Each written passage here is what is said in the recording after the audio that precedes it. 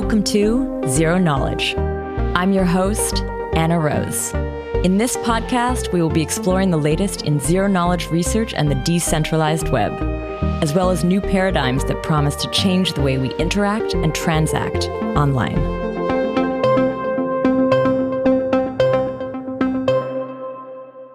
In this week's episode, I check in with the folks at Aztec. Aztec is a zk-based privacy L2 project. The team has a track record of delivering some of the most important zk research and implementations. One big highlight here would be the original Plonk paper. In this interview, I chat with Joe and Charlie from the team. We talk about Aztec Connect and how this relates to zk.money. We talk about how the team has evolved, what future projects they are working on, such as the DSL Noir and Aztec 3. We also talk about what stopped their recently planned launch at the very last minute. We do kind of a quick postmortem on that, and what's next for the project. But before we kick off, I just want to remind you to check out the ZK Jobs Board. If you're looking to work in ZK professionally, this is a great place for you to find your next gig. You can find job postings from some of the top teams working in ZK. Also, if you are a team looking to recruit, this would be a great place for you to let technical people know that you're looking to hire. I've added the link in the show notes. Now, Tanya from the ZK podcast team will be sharing a little bit about this week's sponsor. Today's episode is sponsored by Aleo. Aleo is a new layer 1 blockchain that achieves the programmability of Ethereum, privacy of Zcash, and the scalability of a rollup. If you're interested in building private applications, then check out Aleo's programming language called Leo, which enables non-cryptographers to harness the power of ZKPs to deploy decentralized exchanges, hidden information games, regulated stablecoins, and more. Visit leo-lang.org to start building. That's leo-lang.org. You can also participate in Aleo's incentivized testnet 3 by downloading and running a SNARK OS node. No sign-up is necessary to participate. For questions, join their Discord at aleo.org/discord. So thanks again, Aleo. Now here is Anna's interview with Aztec. Today, I'm here in person with Joe and Charlie from Aztec. We're going to be talking about Aztec, the trusted setup they did, zk.money, and Aztec Connect. Welcome to the show, both of you. Thanks for having us. Great to be here. I am very excited to hear about the latest on the project. Quick disclosure, the ZK Validator is a small investor in the project as well. Joe, you've been on, this is your second time on. And I think last time we were talking primarily about zk.money. I'll add a link to that in the show notes, but maybe do you want to just let people know a little bit about yourself? Yeah, so normally my role is kind of focused on product, helping take everything that Zach and the crypto team build and Charlie and the engineering team build, making it into something that people can click on and play with. But more recently, it's kind of more encompassing fundraising, regulation, a lot more boring things, but they're also very important. So yeah, do a lot of different hats here at Aztec. Would you say you work on product? Yeah, technically that's my full title. But okay. Yeah, at the moment it's been a few other things have crept into that remit. So as it is in a fast growing company. Cool. And Charlie, this is the first time we meet. Tell me a little bit about what you do at Aztec. Yeah, well, I'm the lead engineer here at Aztec, and I've been here about 3 years so far.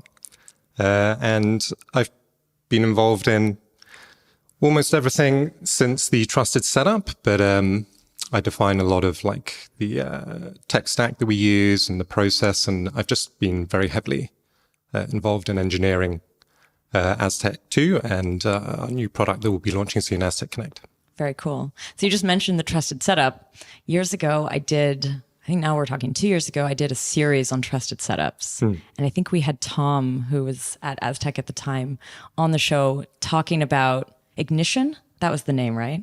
Yeah, we call it Aztec Ignition. Aztec Ignition. And so that episode we'll link in the show notes. That was, a multi-interview episode. I interviewed a number of people doing trusted setups. I remember being really impressed with the Aztec Ignition ceremony, and actually later I helped Kobe do the Plumo ceremony, and like that was one of the ones we were like really looking at as like a guide.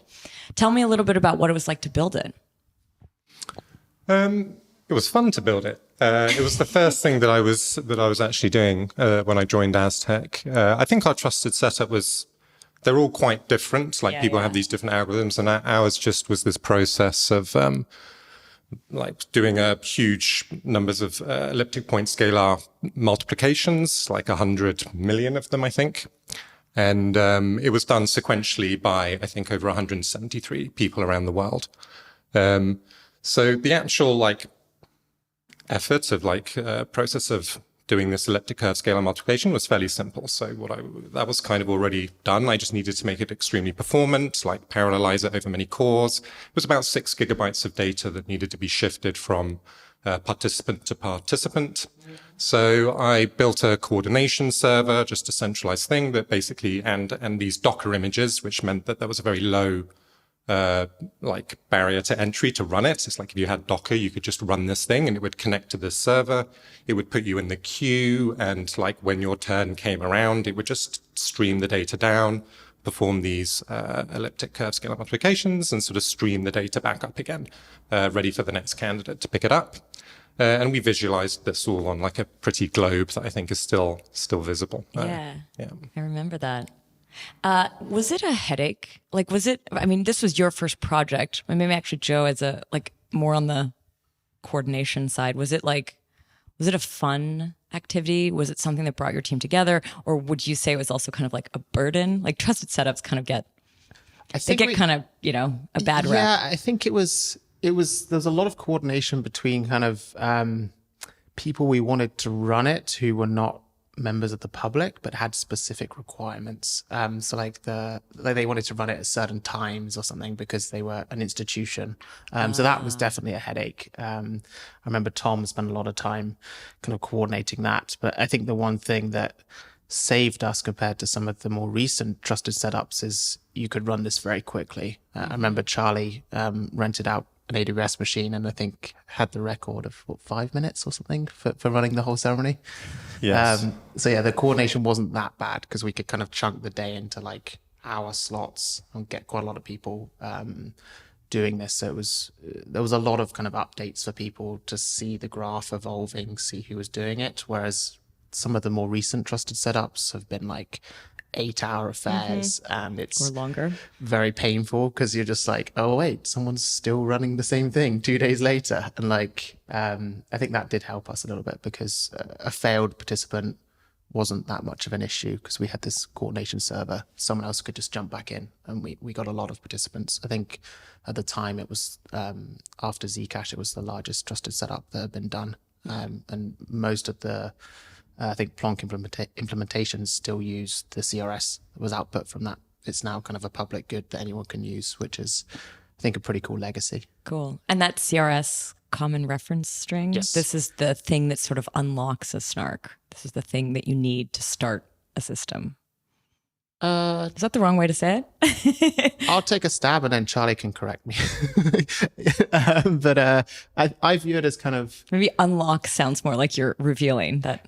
Yeah, I think you feed it in order to kind of obscure all the gates in your program. So for each gate in your program, you need a point from the common reference string. And that's kind of how we use it in Plonk. And the assumption there is that if that point was generated in a trusted setup, then there's no other way for you to kind of back out what happened or how that point was generated. So it can be used in the program to gain privacy. Would be my and that take was the piece that used to be called the toxic waste, right? There's this secret number, which is basically the combination of all the randomness of all 173 participants. And that is called the toxic waste. And I think nobody knows what that is, because if you assume that one participant was honest and threw away their part of the randomness, then it's impossible to know what it is. And that randomness is then used to as the multiplier for these elliptic curve points. So they all have this sort of same relationship to one another in terms of how they've been exponentiated, but you don't know by how far. And then you can use those elliptic curve points within the mathematics of the proving system to make a SNARK basically work. I did do that episode a year ago, but I can tell like I am actually rusty because I have a question that I feel I probably already asked before at some point. But the common reference string, is that actually secret?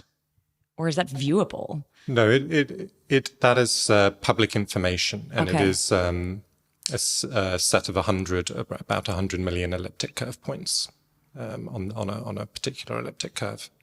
But why, like, how could that be public and yet somehow it's still securing the SNARK's privacy? Like, it's keeping the SNARK. Like if you know that, why are you not able then to discover how the SNARK works or like undermine it?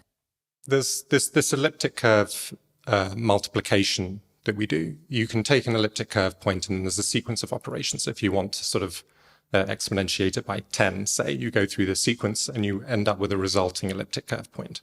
But you can't back out the fact that it was exponentiated by 10. 10 in this case is the toxic waste that I'm talking about. So we have all of these elliptic curve points that sort of have these relationships to one another in the way that 2, 4, 6, 8, 16 have a relationship to one another, but you just don't know by like the scalar value by which they've been exponentiated. Ah, okay. Because every one of the 173 participants did it by their own random number, and then I took your result, exponentiated it, passed it on to Joe. He took it, exponentiated it by a random number. So good luck trying to figure out what the combination of all those random numbers is. Interesting. But that sort of relationship 2, 4, 6, 8, 16 continues to exist. Cool. I feel like every time I talk about trusted setups, I get a little bit closer to understanding what's actually happening under the hood. Nice.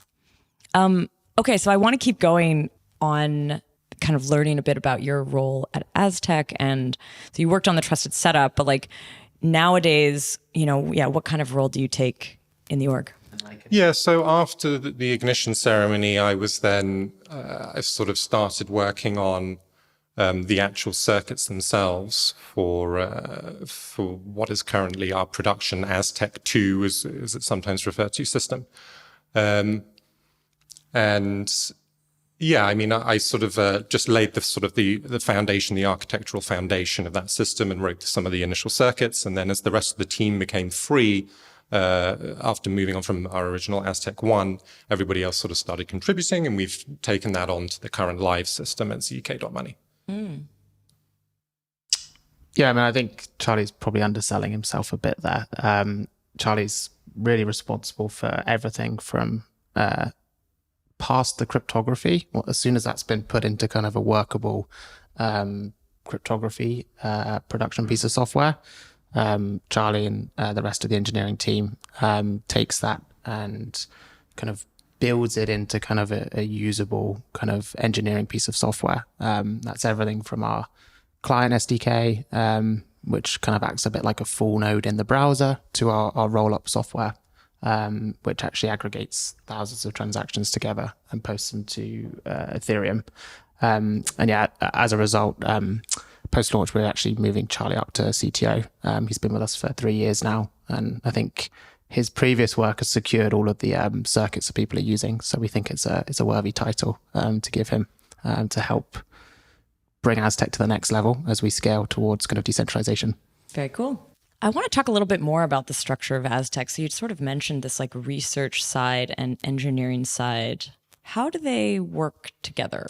I mean, we have a cryptography library called Berettenberg, which I think is kind of the main interface between the two. And I think that's where engineering and crypto meet. And it's probably one of the most interesting roles we're actually hiring for at Aztec is people in that library, because you kind of have to have a maths knowledge, but also I hope the cryptography team won't mind me saying this, but sometimes cryptographers don't write the nicest code.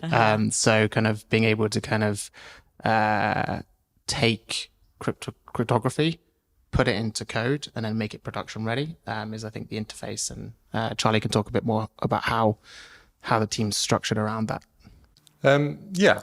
So I think Joe's described it quite well, as there's this interface between the cryptographers and the sort of the larger engineering team, who sort of operate at a higher level.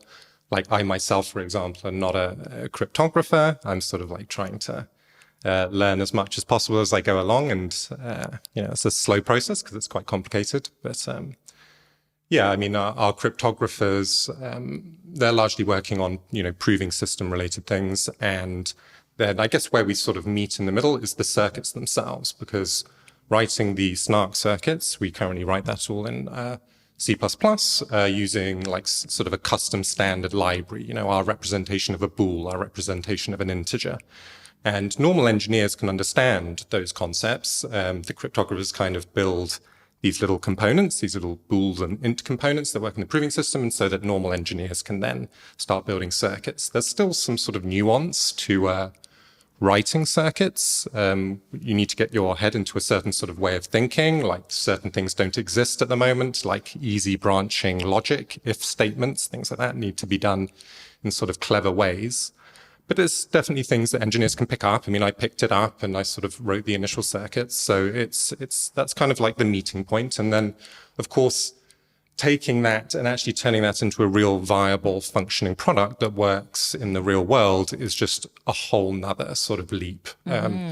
Like the theoretics and sort of like getting something theoretically sort of working and like a little green tick in a test is like one thing, but being able to make that operate at scale reliably and stably is a whole nother thing. Wow.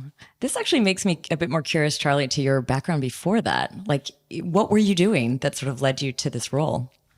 Well, I've just always been a huge computer geek. Like I started programming when I was about 10 years old, and I just sort of fell in love with it immediately.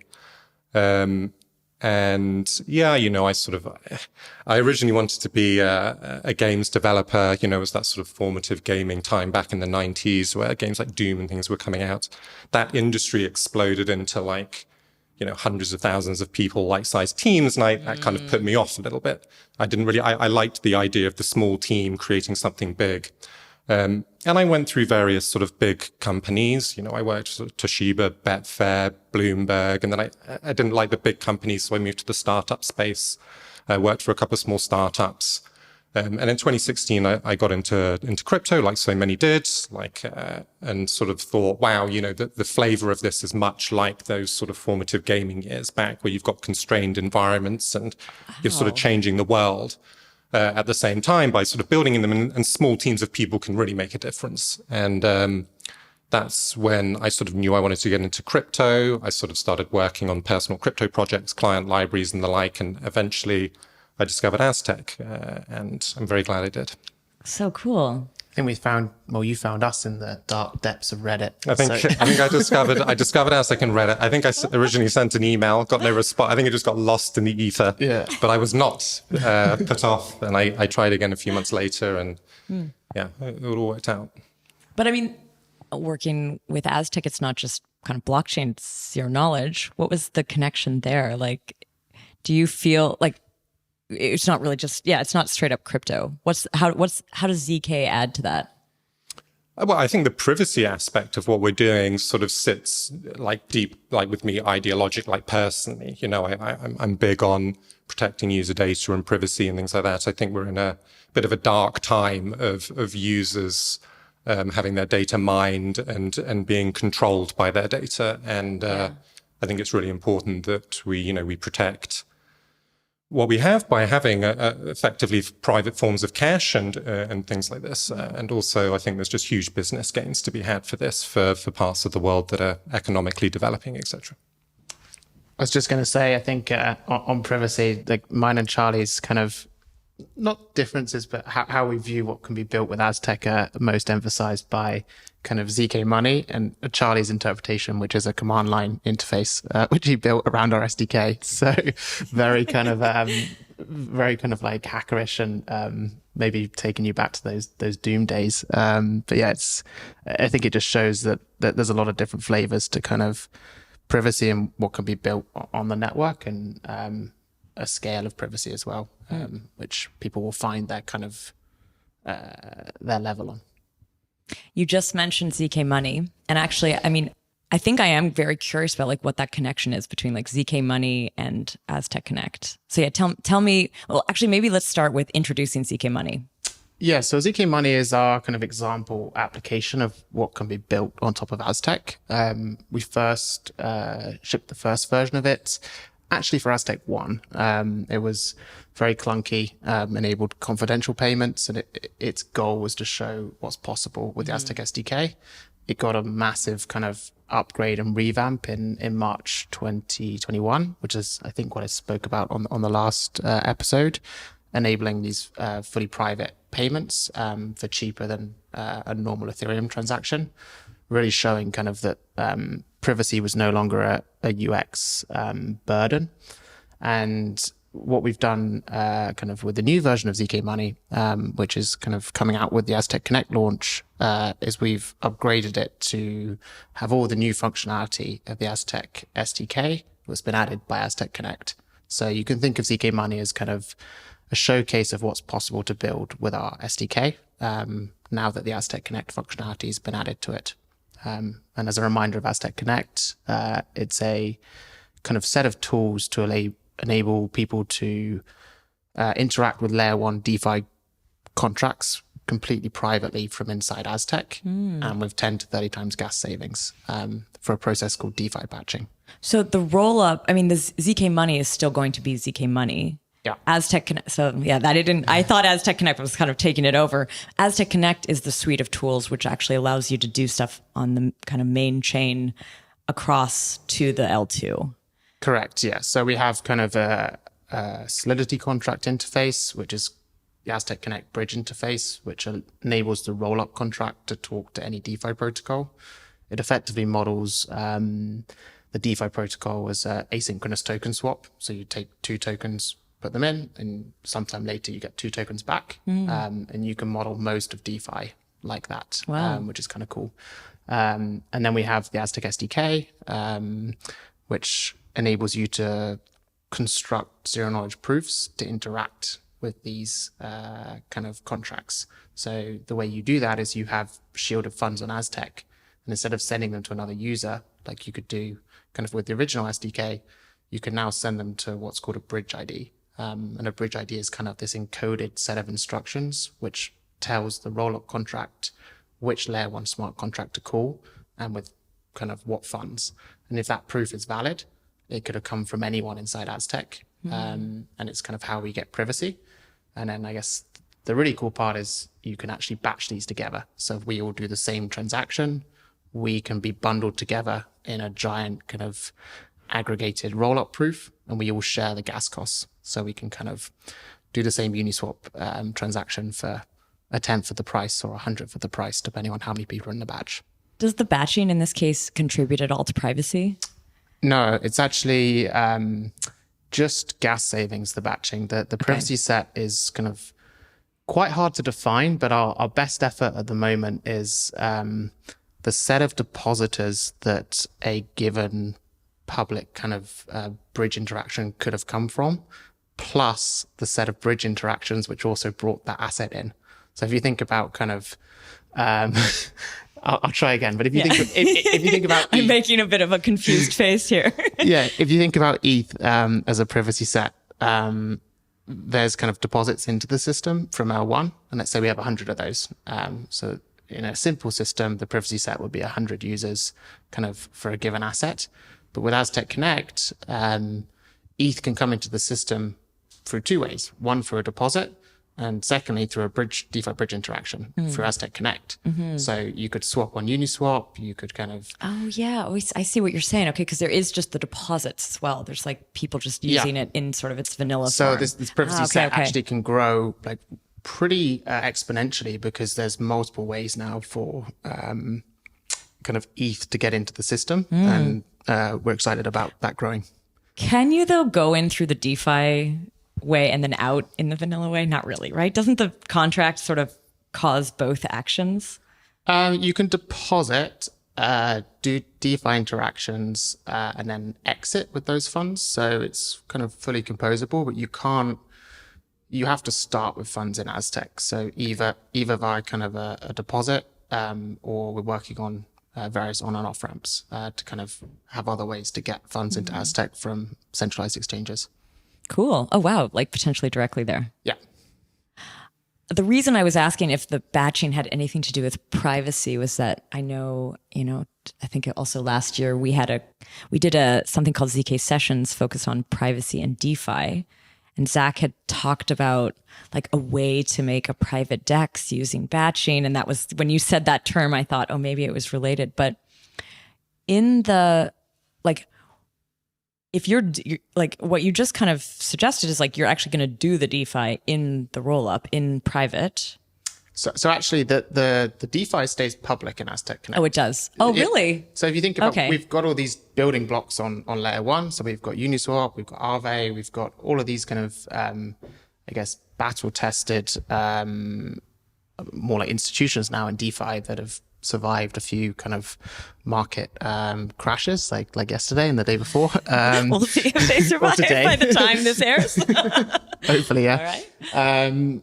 And what Aztec Connect enables is kind of, instead of having to move those to a new execution environment like Aztec, we actually just keep them where they are and we move the users to Aztec, make the users private, and let them then interact with these public protocols. I think what Zach was maybe talking about previously is it's actually quite hard to make a private Uniswap because it by definition is the ratio of two public pools. So it's actually quite difficult. So with Aztec Connect, we took the approach that giving users privacy around kind of which user was interacting with a given DeFi protocol and also what a user's holdings were was sufficient privacy rather than kind of reinventing the wheel, having to move liquidity to the L2 and kind of rebuild everything from scratch on the L2. And that's definitely been one of the main selling points of Aztec Connect. There's a lot of protocols that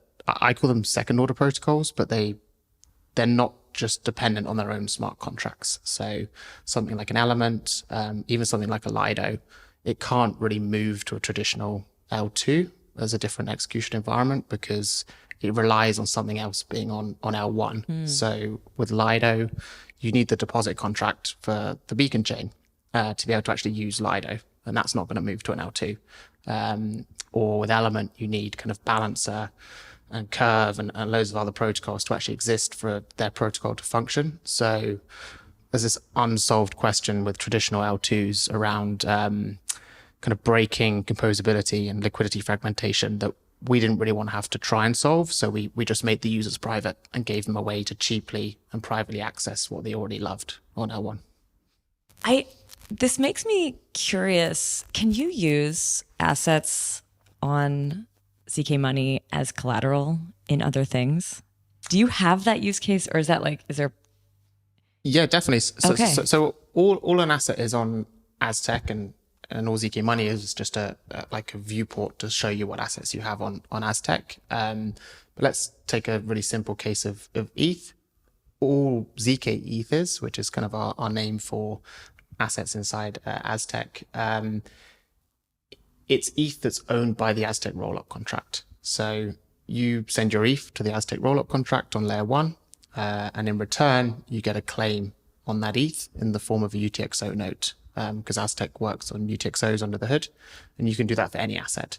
And then to go back to the question on can you use that for collateral, if there's something on L1 that kind of accepts the assets you have as collateral, you can construct a zero-knowledge proof that instructs the rollup contract to send it to that L1 smart contract via Aztec Connect as a bridge. Wow. So any bridge, any kind of like collateral is possible to kind of deposit. And that's exactly where we're starting with Aztec Connect actually as well. So kind of staking, all these kind of low immediacy use cases like lending, staking, kind of yield use cases. We'll start with just ETH and DAI. We'll be very quickly adding in most ERC20 tokens and expanding kind of the places you can deposit assets as collateral and earn a yield. Wow. That's exciting. Do you feel like Aztec Connect is the piece that makes, it sounds like it's the thing that really opens up zk.money to be much more usable than what it is right now, which is like, this is a question. How do people use zk.money without it? Yes, it's a great question, actually. So 2 ways. So you can either use it for just paying friends, DAO contributors, just paying people privately on chain. Most people do that with DAI because it's dollar stable. Or you can use it a bit like a mixer at the moment and withdraw your funds back to L1 And then you have a form of privacy on L1 to go and interact with the DeFi protocol, but you don't get gas savings. And what Aztec Connect enables is kind of all of the things that people used to leave to go and do, they can now stay in Aztec and access them through zk.money. So it's just a much better kind of user experience. You don't have to keep track of multiple wallets on chain to work out, hey, did I withdraw to this address previously? You just do everything from inside Aztec and you have this privacy by default. I wonder how much can you see as the engineers building this of the activity inside since it's private? I'm almost like curious what behavior, I guess you haven't seen Aztec Connect behavior yet because it's not launched as we're recording it, but even in just kind of generally, like it maybe in test nets or whatever, like how much can you see into what is actually happening inside? Yeah, I can take a stab at the on-chain and then maybe Charlie can talk a bit more about SDKs and kind of what's technically possible for people to decipher. So on chain, because DeFi protocols that we're interacting with are public, we can see which DeFi protocol a given set of transactions is trying to interact with, because you're going to see it on Etherscan. And you can also see the total amount that a group of users want to send to that protocol. But what you can't see is what users on Aztec that came from, what their total balance is on Aztec. But you can see kind of the public kind of transaction that results from the correct verification of our zk rollup on Ethereum. So another way of thinking about it is kind of the Aztec rollup contracts like this puppet. And if people like pull the strings in a certain way with a zero knowledge proof, then it will make a transaction with a DeFi protocol. So if you looked at Etherscan, you just see this rollup contract interacting with various protocols instead of users interacting. So you can still see some stuff, but you can't see who, which is I guess the big breakthrough. And what can people see under the, like in zk.money? Or what can you see actually as engineers or like somebody who's observing what's going on? Well, the SDK, what we call the SDK, runs on the front end. Like on the back end, we receive these joint split proofs from every user, which is generated inside that SDK, which runs in the client's browser. And we don't see, I mean, this is the same as zk.money right now. We don't see anything. Like the values that come through are encrypted. We can see an IP address sent this proof, but we don't know the values or who sent that proof. Like we can't identify them within the system. The SDK, which runs in the client, well, that only has a view of specifically your account notes. It downloads actually all of the data that's taken place. It downloads. There are these things that we currently call viewing keys. There are these encrypted pieces of information for every single note in the system. But they're encrypted. And we actually at the moment have to do a brute force decryption over all of those to find out which ones yours are, belong to you. So you can only see what obviously you're allowed to see. Yeah. Can you see volume, or would you calculate volume more from the bridge part? Like, do you know how much activity is happening? Yes. Well, we can see sort of transaction throughput. So, you know, we can see how many proofs were being sent. We can see, we have graphs, these pretty little graphs where we can see, oh gosh, it was a really busy few hours or a really busy day, or it's a bit quieter now. But it is quite mysterious to have a system running in which, you know, you've got a bunch of people using it and you don't really have any insight as to actually what they're doing. It's quite different to anything that obviously I've worked on before. As a user, do you have the ability to create like a viewing key? Is that what they call it? Like the way, if they wanted to show that something has happened, can they do that? You can, if you wanted to reveal your, you know, you can obviously share your keys with people. I'm not sure if you'd want to do that, but if you want to share your privacy key with someone that can obviously reveal your balances and your notes, that does not give people the ability to then spend them. That's handled separately by something called spending keys. Okay. So you can control, who can view and who can spend as two separate things. But you call it like privacy key, not private key. It's not, you're not sharing your private key in this, are you? So there's all sorts of terrible terminologies that get conflated with one another. When we say privacy key here, it's also, you can be thought of as like, your privacy key has two aspects to it. It has both a public and private key aspect. Yeah, it's just not used. So they're both private keys, but the use of the private key is, it has a different outcome. So the privacy key is purely used for encryption and decryption of notes. It can never spend notes. And the spending keys can spend notes. So we separated it for regulatory reasons.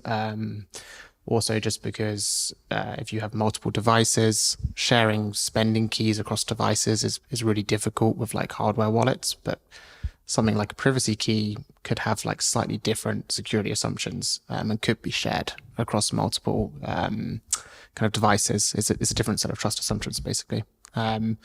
You can also do kind of more interesting things like proof of transaction logs. So if you give someone your kind of privacy key and a set of transactions, it effectively acts as a compliance log. You can say, okay, in Aztec, I only transacted with these 4 individuals, and I then did these 10 DeFi interactions with myself. So all the funds I have in Aztec, which total 1 ETH, came from these events, which is really useful for kind of off-ramping to centralized exchanges or just doing tax returns and things like that. So you were saying though that you're like now opening it up to have like, centralized exchanges potentially connect directly to the L2 without, I guess, going through kind of Ethereum.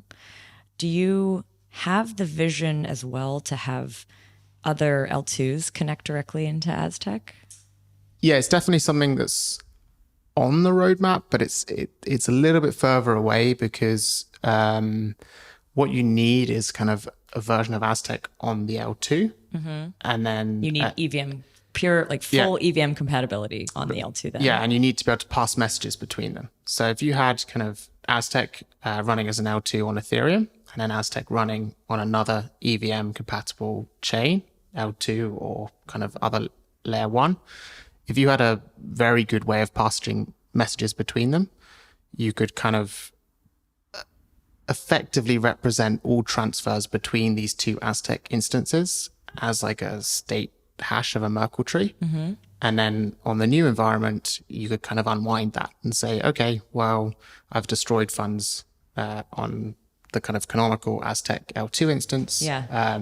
So I'm going to be able to create funds on the new kind of Aztec Polygon or Aztec Optimism. But it's a bit of work. It also sounds like that bridge needs to, like, would you almost be sending a SNARK promising that like something's happened on one side to the other? Or is that like... You're just sending a hash and then you kind of would kind of unpack the hash on the other side. So there'd be kind of like two roll-ups, but it's, I'm definitely oversimplifying, and the kind of security of that messaging bridge is, there's a lot of posts by kind of Vitalik on the security of bridges, and it's just not something we're thinking about in the immediate term, because with the current design, we can actually achieve a lot of the scaling kind of benefits of other L2s directly inside Aztec. So there hasn't been a need yet, but if one of these environments actually takes off, I think we would strongly start to consider it. There's no, like, no one can deploy a smart contract within zk.money though, right? Not yet. Well, it's a misconception actually. So we have programmable circuits, and we've had them since we launched Aztec 2. Charlie just had to write them. So we have an account circuit, and Charlie and the whole team had to write them. We have an account circuit and a payment circuit in the currently live system. And with Aztec Connect, we spent over a year adding 2 circuits, a DeFi deposit circuit and a DeFi claim circuit. So these are kind of programs that the Aztec team has written. We've had to kind of use the whole cryptography team to audit these. It's a lot of work to kind of write these programs, but we do have programmability. We are working though on a way to kind of have general purpose programmability where you don't have to be kind of working for Aztec to write circuits in Aztec, and that's where kind of Noir fits into the puzzle. The language. Yeah, we have this open source project Noir, which is led by Kev. And it's a DSL for SNARKs, specifically Plonk-based SNARKs. and it enables you to kind of very easily write SNARK programs without having to be a cryptographer. And that's kind of what Noir does. Internally, we also have a project called Aztec 3, which kind of enables the roll-up to consume Noir circuits. So it's like the missing piece to have like a fully programmable private smart contract platform running on Ethereum as an L2. Cool. When you say, like, I sort of want to tease that out of like what you can actually build. It almost sounds like you're like hard coding, or like it's not a platform to just deploy contracts. So when you talk about a smart contract, I'm assuming you're actually touching the actual construction of this rollup. Yeah, I mean, I think at a high level, the current state of things is all the programs that we write or circuits that we write act on shared state. So that's the main complication, is there's one Merkle tree which has all the data in it, and any program that we deploy into our rollup can modify that state. Okay. So we have to be very, very careful about kind of what those programs do, because they could inadvertently, if there's a bug, you could think you're spending funds, but you could delete someone's account, or you could do some pretty serious stuff. So we can't open that up to the public at the moment. So what Noir basically enables is it wraps those programs in a virtual machine, which kind of enforces some smart contract-like semantics. So state variables have owners. You can't destroy state unless you own it or you have permission to destroy it. And you can call other contracts within the system, much like you can on Ethereum. So that's kind of what Aztec 3 and Noir kind of enables, which is missing from the current system. I see. What would it mean for someone to use this? Like when you talk about I'm trying to sort of picture an engineer coming, maybe you can just tell me like, what could they design? What would they design? And how would they actually interact? I think the place to start is if you imagine Aztec Connect as these programs we've written. We've tried to make a generic interface for all of DeFi, and we think it probably captures 80 to 90% of protocols. But there's probably some protocols where it doesn't sufficiently kind of capture the needs. So the first sort of use case would be just modifying Aztec Connect, but doing it in a kind of maybe adding 3 asset types in instead of 2, or adding kind of NFTs or some kind of different mechanic by modifying kind of our existing programs. And then from there, you kind of start to think about kind of more interesting use cases like coding up a DAO where the voting mechanics are private, or the rules that govern the DAO are actually written in an Aztec contract and are hidden. Or kind of moving all the way up to kind of zk games, which is a bit further in the future, but something that we're super excited to kind of work on once it's ready. How do you interface with Noir? Is it part of Aztec's company that's doing it? Yeah, we have a small crack team of compiler experts that are currently working specifically on Noir. Still, it's still sort of in development. The syntax is still being figured out. It's very Rust-like in its sort of its syntax. That there's a specific team working on that. And then, obviously the Aztec 3 team, which has to write all the supporting smart contracts to enable that full programmability. They're a slightly separate team. But yeah, that's currently how they're interfacing, but they're still sort of in research and early prototyping phases. Cool. How does Noir compare to things like Leo or Snarky.js? Like there's other basically ZK languages. We've done a few sessions actually at ZK Hack and a ZK Sessions where we had Alex Ozdemir do a survey of these different languages. Where does Noir fit in? I guess the reason we set out to build kind of a new one when there was already so many is at the time there wasn't a Plonk specific kind of DSL, and that's really what Noir is kind of designed to enable. Some of the kind of Circum and Arcworks now support Plonk-based kind of proving systems, but they kind of were originally written for kind of multiple different proving systems. And Noir can support multiple ones, but it's specifically designed for kind of the optimizations around Plonk-based proving systems. So that's kind of why it exists. And we kind of wanted to make it a much higher level language than some of the existing SNARK based languages. Something like a Circum doesn't really have like a standard library. You have to kind of implement everything from scratch and really be a cryptographer. So if you want to be doing like a Merkle proof or a range constraint, you'd probably have to write that, or maybe use one that someone else has written, but it's not supported in the language itself. Something like Noir exposes kind of all of Aztec's standard library through its programs. So you get kind of the benefit of the Aztec cryptography team. If you're just a small kind of 2-person startup building something in Noir, you can rely on kind of our cryptography and really not have to worry about being a cryptographer, just work on program features and what you want to build. How do you think the different languages play out down the line? Will there be ways for these languages to sort of interact with each other? And maybe that's not like the problem you need to solve, but like, could that happen?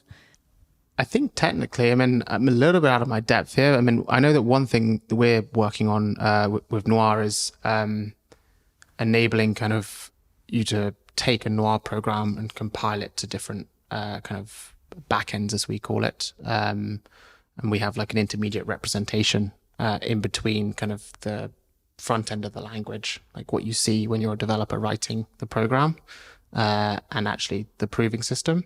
So I think kind of if you can compile down to the same intermediate representation, there'll be a way for you to kind of potentially use different languages in different settings. But these are all quite experimental at the moment. So it would require a lot of standardization from various teams to agree on what you agree to and what you settle on. But I do want to talk a little bit about Plonk. I mean, Plonk was a creation of the Aztec folks. It was Zach and Ariel. Was there any other authors on the original? Yes, we had Wanner as well, who worked on some of the security proofs, I believe. Cool. Yeah. I mean, Plonk's been an incredibly powerful concept, I feel like, in the ZK space. Tell me a little bit about how much more development has happened internally? Like, what is the roadmap for Plonk? I know there's other teams who've also been running with it. Like, how do you kind of interact with that whole thing? And I know neither of you are necessarily the folks that do this directly, but yeah, if you can just speak on behalf of I think both mine and Charlie's take here is around what a different proving system enables. So our current system is still being written in TurboPlonk, which is probably 2.5 years old now, I think, the paper. And we think about it in terms of how many gates does it kind of take to prove or write a program that does kind of a zk.money or Aztec Connect transaction, and how long does it take to prove that? Because that's what the end user sees, and that's where we work in. It's kind of like, am I waiting 30 seconds or 10 seconds to do a transaction when I generate this actual proof?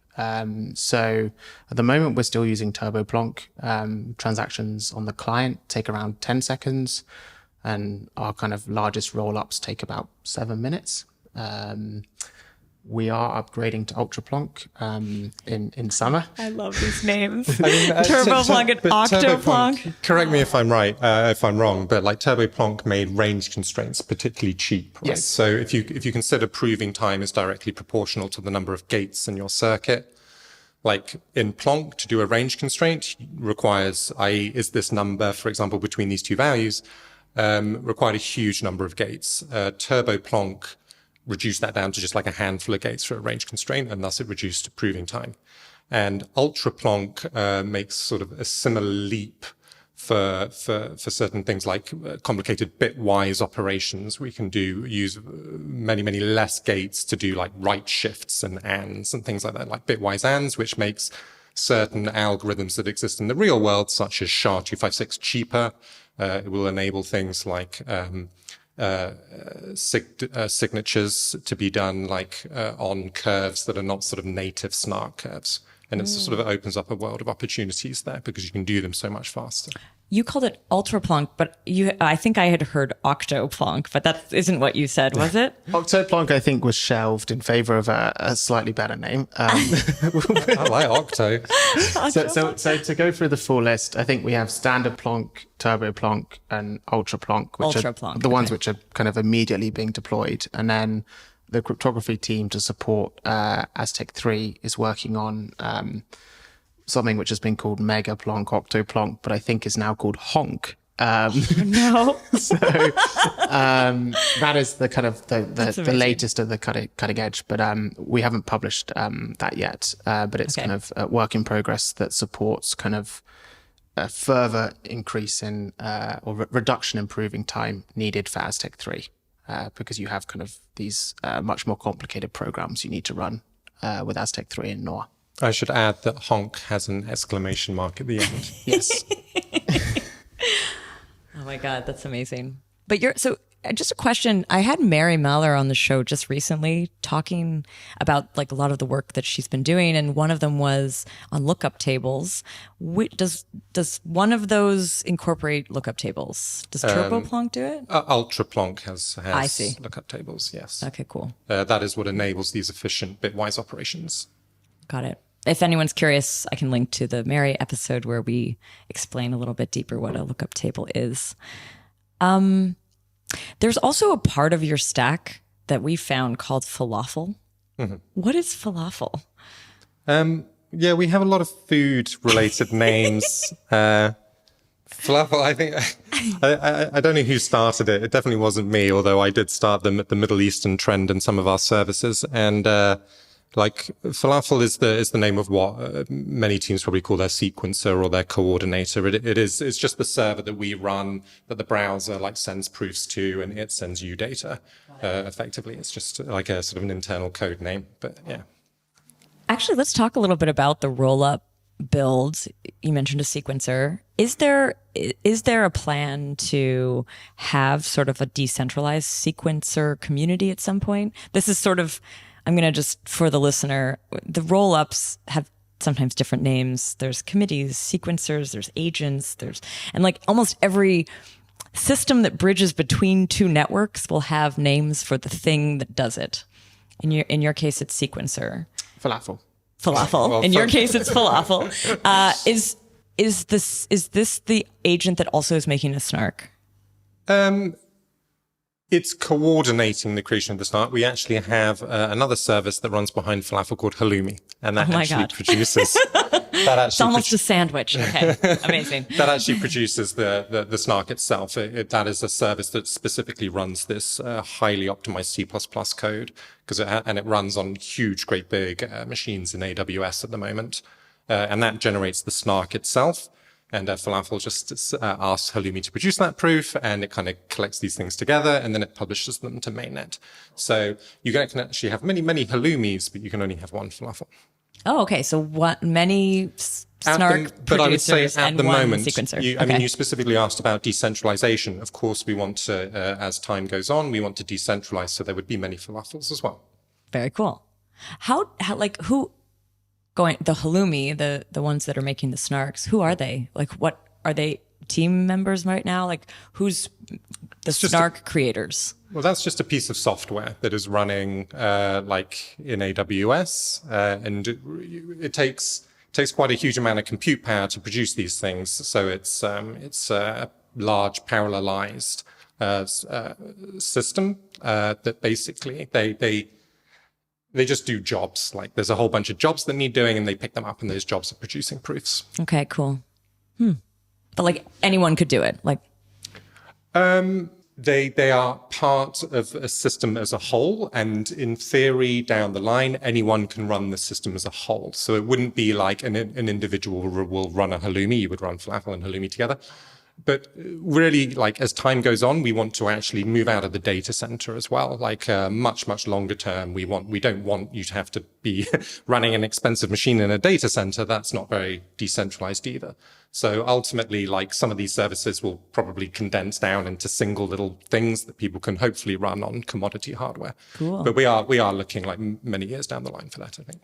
What do you think needs to happen kind of in the SNARK world for that? Is it the SNARK that is the constraint here for it being able to run in a small on a device? It will require next generation proving systems, which has been alluded to, we're working on, and just a very large engineering effort, I think. Okay.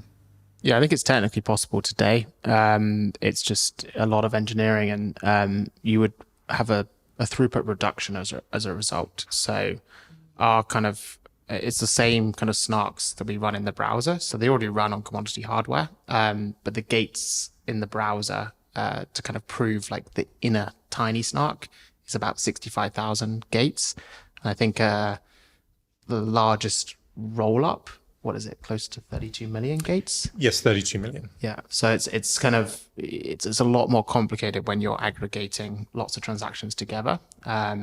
You could do a smaller roll up and maybe get it to run on a MacBook Pro right now, like a 2x2 roll up.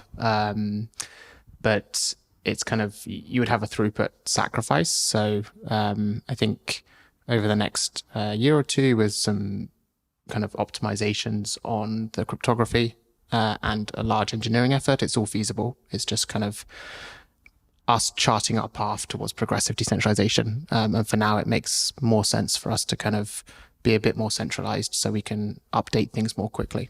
Cool.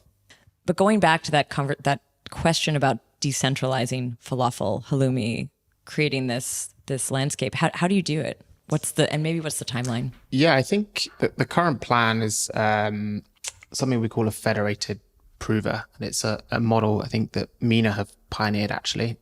So you have kind of two roles like we have already, a coordinator, which we call falafel, which basically picks which transactions go in a block.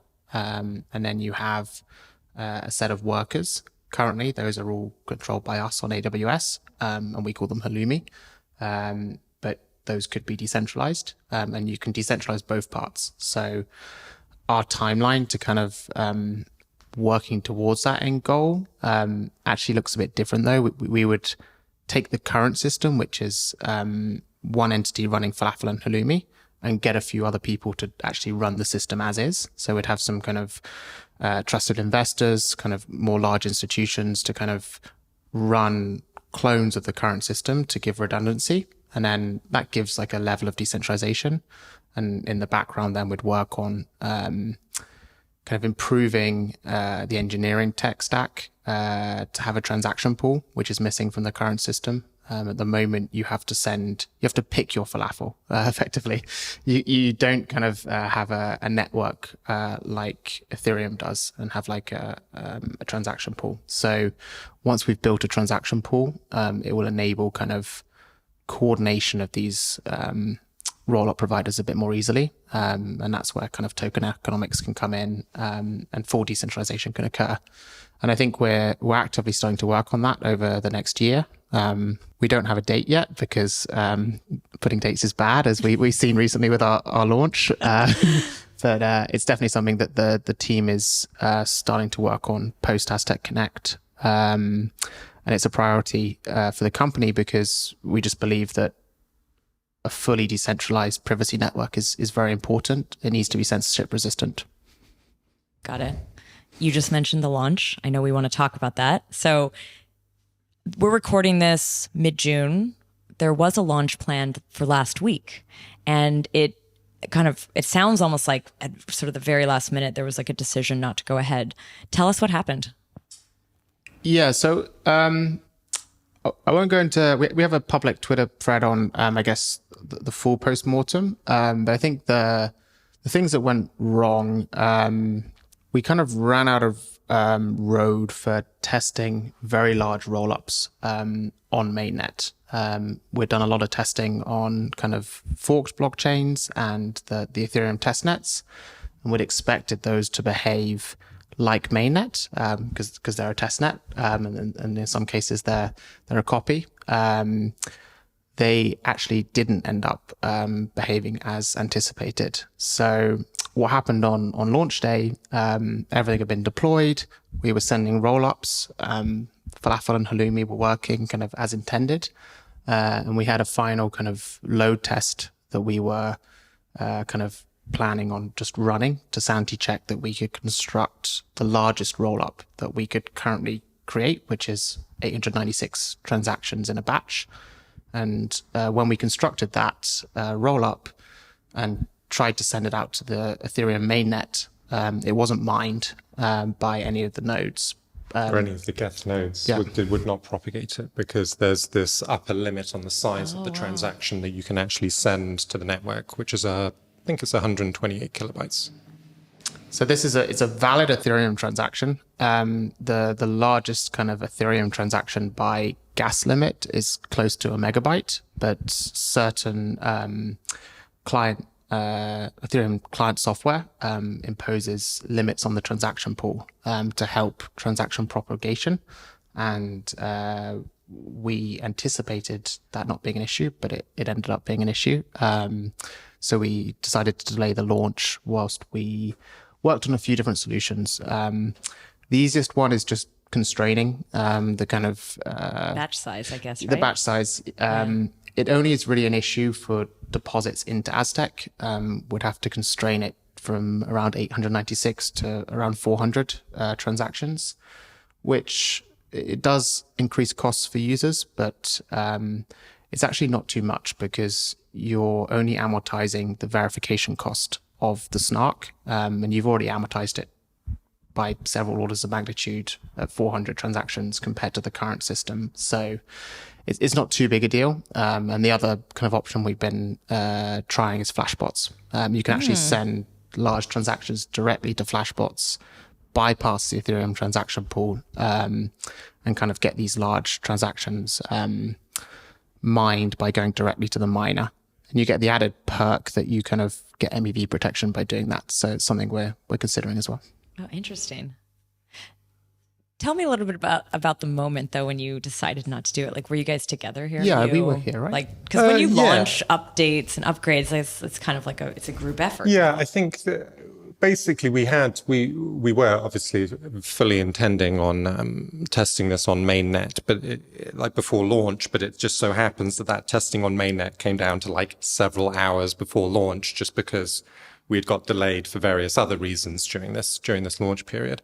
So we were just, we had obviously got everything out on mainnet, and we were together together we work slightly remote, but we were all communicating very closely, generating these deposit proofs that we anticipated could be a problem. Like we did anticipate there could be an issue here. We needed to see that this rollup would propagate throughout the network. And it just came down to the line, and when it was published, and it didn't go out as anticipated, rather than just continuing to try and like force things through, we just said we need to take a step back, and we need to like get this working stable before we set another launch date. In a way, it sounds kind of lucky. Like, I'm glad that you were able to sort of stop it before. Exactly. Because one could say it went well, actually, Yes. because you don't want that to happen after launch. For right? sure, So our yeah. testing did work. It's just unfortunate that it was just so close to the line. But yeah. There. But I'm like, when I saw that it wasn't happening, I also was kind of like, I think it's timing wise, like much, much better to have caught it and to be able to like explore it and not be struggling. I think there's been other examples of networks launching maybe a little bit ahead of when they should have. Not so much roll-ups, but other things. And it's a lot harder, I think, to walk it back once it's out. So I think it's really good that you caught it. What's the next stage then? Like, what comes next after that? I mean, I'm sure the launch, is still planned, but I guess there's going to be, you're evaluating these different options, but in the meantime, are you also then running extra tests? We have the various teams, the cryptography team, engineering team, front-end team, and we've effectively reset this process whereby we all want to green light before we set like another launch date. So whereas previously we had sort of green lighted various things on the assumption that certain things were going to go well, we're being more strict this time round. So once we have those green lights from the various teams, then you'll hear more about another launch date. I also wonder, I don't know if this even factors into your decision, but like right now, markets are looking really rough. People are kind of like sad and things are kind of unwinding. Like, is it a strange time to launch? Would it be a strange time to launch right now? Like, would it be better? Would it actually affect it at all? I don't think it would affect the launch, one thing we have considered as part of kind of the postmortem though is kind of with DeFi, there's kind of a new type of like denial of service that can happen in adverse market conditions. So if this were to happen and we kind of had launched and we couldn't suddenly produce roll-up blocks, with the launch kind of DeFi bridges, it wouldn't really be an issue because they're not borrowing based bridges, but a lot of the market kind of drama at the moment is around kind of under collateralized or heavily leveraged kind of debt positions. And Aztec Connect does eventually support debt positions. So I think one thing we're sanity checking is kind of, are those kind of good launch bridges, and like when should we put those in place to ensure that users can always exit from the system and they don't get kind of timed out in kind of highly volatile market periods.